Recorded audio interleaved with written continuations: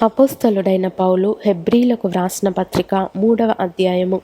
ఇందువలన పరలోక సంబంధమైన పిలుపులో పాలు పొందిన పరిశుద్ధ సహోదరులారా, మనము ఒప్పుకొనిన దానికి అపోస్తలుడును ప్రధాన యాజకుడునైన యేసు మీద లక్ష్యముంచుడి.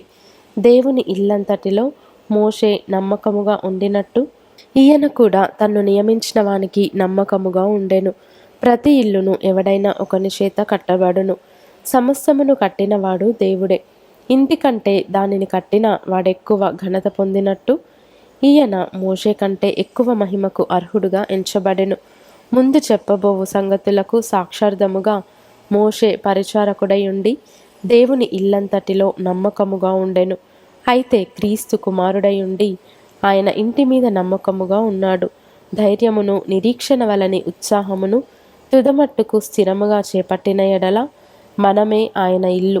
మరియు పరిశుద్ధాత్మ ఇట్లు చెప్పుచున్నాడు, నేడు మీరాయన శబ్దమును వినిన ఎడల అరణ్యములో శోధన దినమందు కోపము పుట్టించినప్పటి వలె మీ హృదయములను కఠినపరుచుకొనకుడి. 40 సంవత్సరములు నా కార్యములను చూచి మీ పితరులు నన్ను పరీక్షించి శోధించిరి. కావున నేను ఆ తరము వారి వలన విసిగి వీరెల్లప్పుడూ తమ హృదయాలోచనలలో తప్పిపోవచ్చున్నారు, నా మార్గములను తెలుసుకొనలేదు గనుక నేను కోపముతో ప్రమాణము చేసినట్టు వారు నా విశ్రాంతిలో ప్రవేశింపరని చెప్పి తిని. సహోదరులారా, జీవము గల దేవుని విడిచిపోవునట్టి విశ్వాసం లేని దుష్ట హృదయము మీలో ఎవనియందైనను ఒకవేళ ఉండునేమో అని జాగ్రత్తగా చూచుకొనుడి.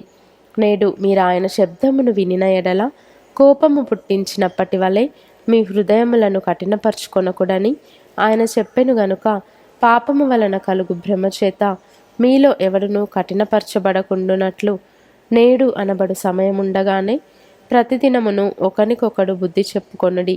ఏలయనగా మొదట నుండి మనకున్న దృఢ విశ్వాసము అంతము మట్టుకు గట్టిగా చేపట్టిన ఎడలనే క్రీస్తులో పాలివారమై ఉందుము.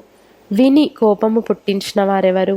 మోషే చేత నడిపింపబడి ఐగుప్తులో నుండి బయలుదేరి వచ్చిన వారందరే గదా. ఎవరి మీద 40 ఏండ్లు ఆయన కోపగించెను? పాపము చేసిన వారి మీదనే గదా. వారి శవములు అరణ్యములో రాలిపోయెను. తన విశ్రాంతిలో ప్రవేశింపరని ఎవరిని గూర్చి ప్రమాణము చేసెను? అవిధేయులైన వారిని గూర్చియే గదా. కాగా అవిశ్వాసము చేతనే వారు ప్రవేశింపలేకపోయిరని గ్రహించుచున్నాము.